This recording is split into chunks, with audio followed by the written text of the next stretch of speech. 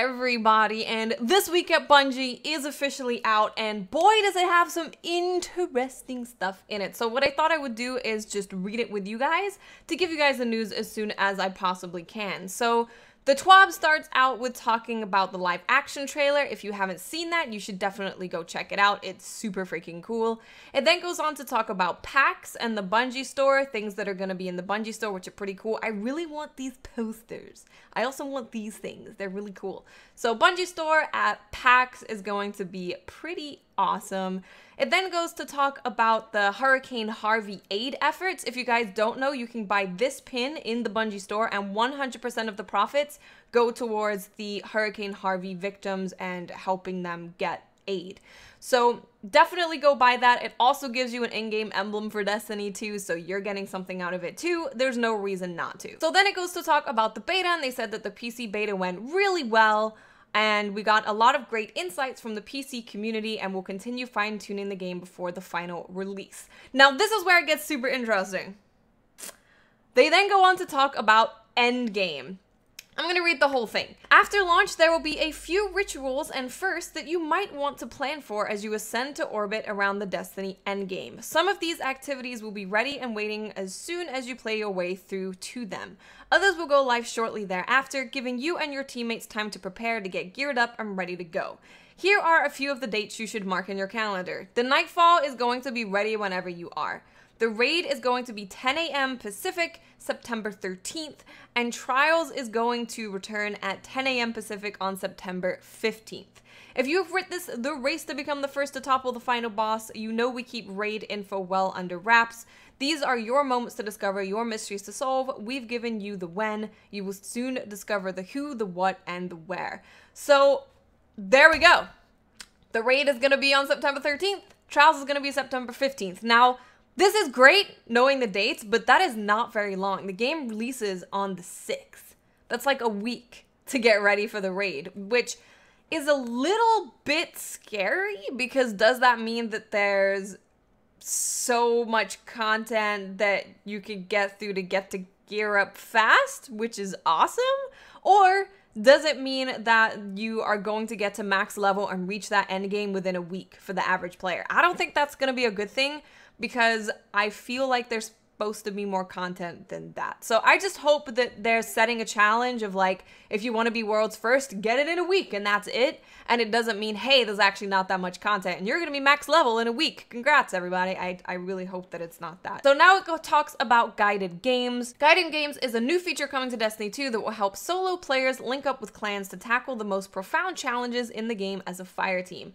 For guided games to have a successful launch, we need time for enough players to form into real clans and be ready to guide other guardians. If there are too many solo seekers and not enough clan guides, the queues for matching will be quite long.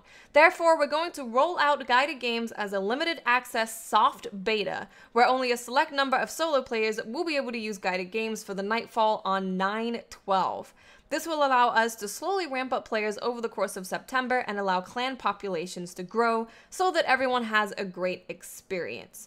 During the guided games beta period, we need your clans to fully test the system at scale. All clans will be able to guide solo players, so once you've mastered the Nightfall, fire team up and guide solo players to the highest heights. Nightfall guided games beta will be September 12th at 10 a.m. 30 to 50% of players will be given Seeker access depending on clan participation in Destiny 2 during the first week. Nightfall and Raid guided games September 26th at 10 a.m. and the target is 100% of players being able to get access. So September 26th, if you're a solo player, you should have guided games completely available to you and have clans to guide you through all of the cool stuff. Now it says go grab some big guns. If you are a veteran of Destiny 1, you're probably familiar with the pre-decryption shuffle. This is where you equipped all of your highest light gear before you brought your engrams to the Cryptarch so you would maximize your gains.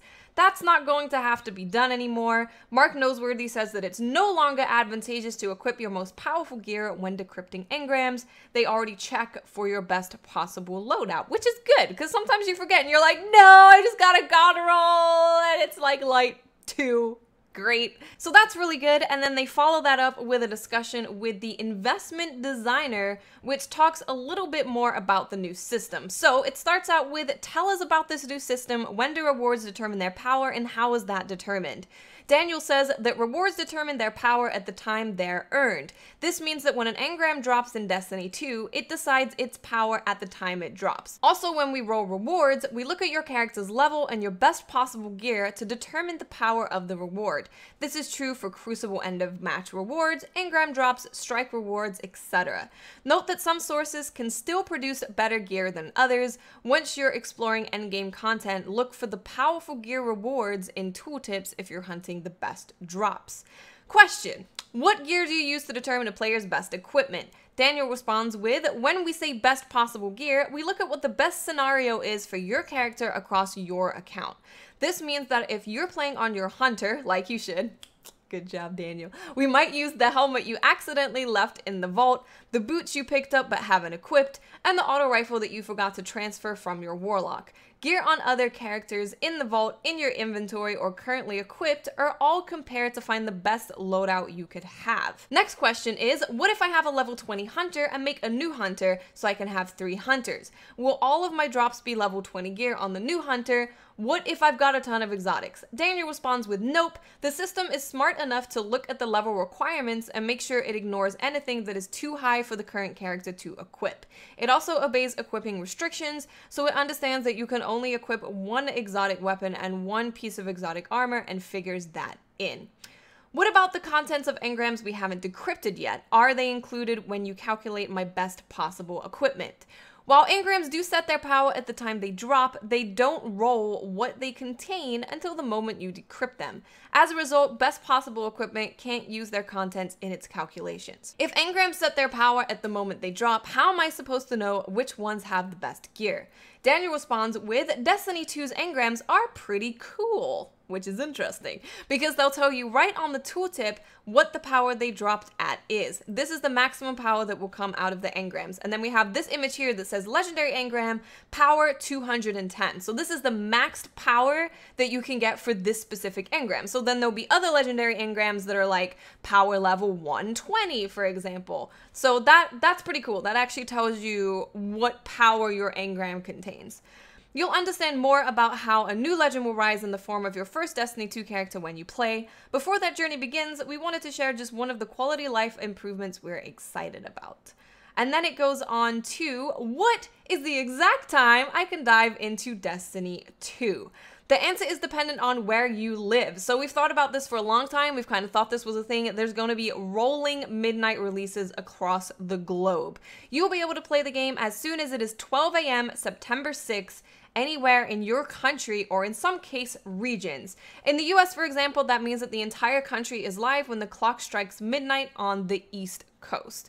It's going to be a busy night. If you plan to go hard right out of the gate, get some sleep, remember to stretch, and be wary of the spoilers. So people in New Zealand and stuff like that are going to be playing the game first. And now this doesn't mention if you have a physical copy, if you can then access it from your region, no matter what the time is, as long as the servers are live.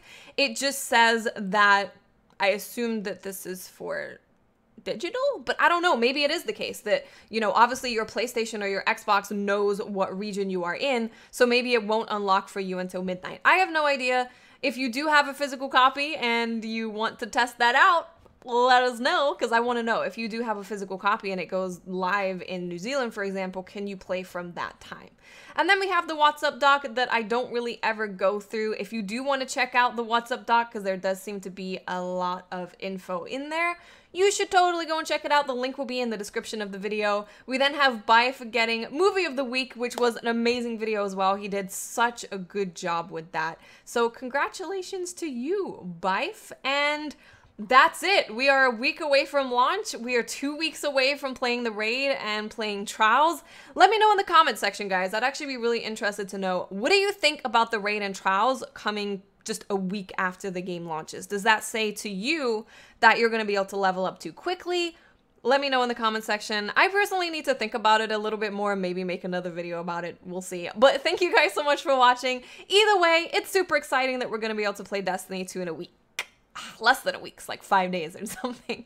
So guys, thank you so much for watching once again, and I'll speak to you awesome people later. Bye.